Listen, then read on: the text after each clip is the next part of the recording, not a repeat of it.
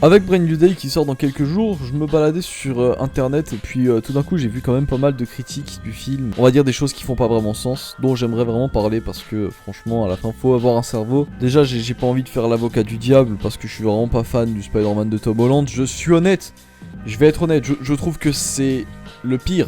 C'est le pire Spider-Man qu'on a eu, je pense qu'il n'y a pas question au niveau de ça. Mais il faut rendre crédit là où crédit est dû, je sais plus c'est quoi le terme. Donc récemment j'ai vu qu'il y avait un gif qui était sorti de Brand New Day avec l'appartement de Peter Parker, d'où dedans il court, il fait son costume, il y a des PC et tout. Mais j'ai vu qu'énormément de gens ont probablement rien compris au personnage et au MCU. Moi évidemment j'ai pas envie de m'afficher en 4K devant tout le monde avec mon super accent anglais.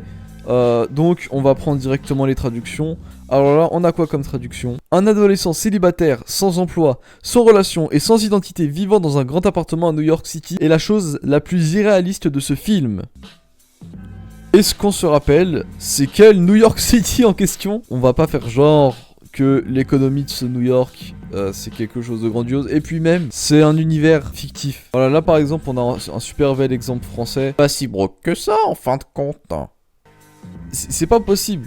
Il y a vraiment un truc qu'il faut voir avec ce film, c'est que ça fait 4 ans depuis qu'on n'a pas vu Spider-Man dans le MCU. Vous allez me dire, mais le film il nous voit Peter en tant que Brock. Mais en 4 ans vous achetez rien, en 4 ans vous faites pas d'investissement. On rappelle que tout ce qui reste à Peter Parker dans cet univers, c'est la vie de Spider-Man. Donc forcément je pense que s'il trouve un taf, il va tout réinvestir dans justement la vie de Spider-Man. Je veux dire c'est plutôt visible à chaque plan de son appartement puisque tout est relié à son mode de vie de Spider-Man. Il n'y a rien qui crie Peter Parker. Un PC pour ses missions de Spider-Man, un créateur de costumes pour ses missions de Spider-Man, de l'équipement de sport pour ses missions de Spider-Man. Why can't he just be a broke bum man?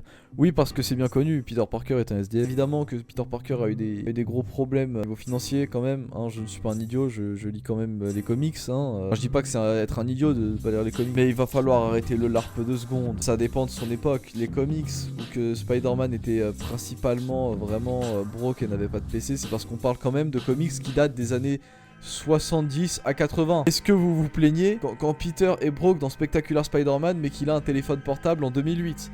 Personne ne se plaint. Actually, him having to spend all his money on expensive superhero stuff is better than him just being broke, immo. Mais qui a dit que c'était cher? Qui a dit que c'était cher? On parle du MCU, on parle d'un univers fictif avec des technologies qui sont beaucoup plus avancées que les nôtres.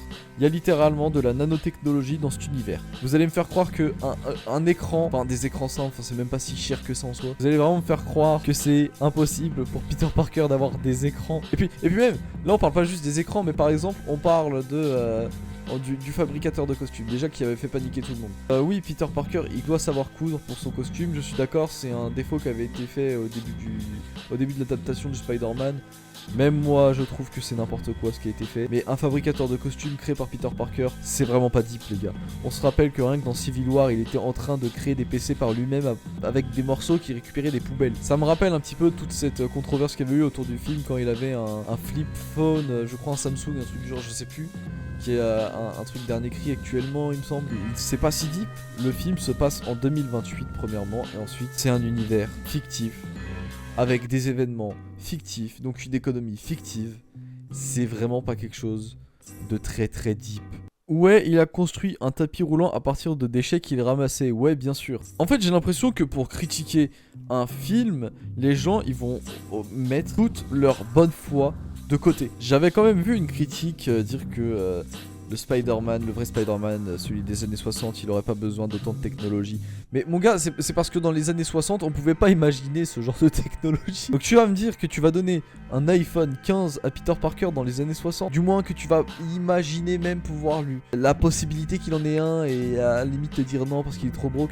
Bah non, puisque ça n'existe pas, tout simplement. Enfin bref, tout ça pour dire voilà que les fans de Spider-Man m'exaspèrent un petit peu. J'ai l'impression que la plupart sont vraiment juste là pour se plaindre. Brand New Day a l'air d'être pas dégueulasse. Brand New Day a vraiment l'air d'être un film intéressant. Je ne sais pas si le film va être bien, il sort demain. Et si le film est bien, je ferai une vidéo pour dire que le film est bien. Salut tout le monde.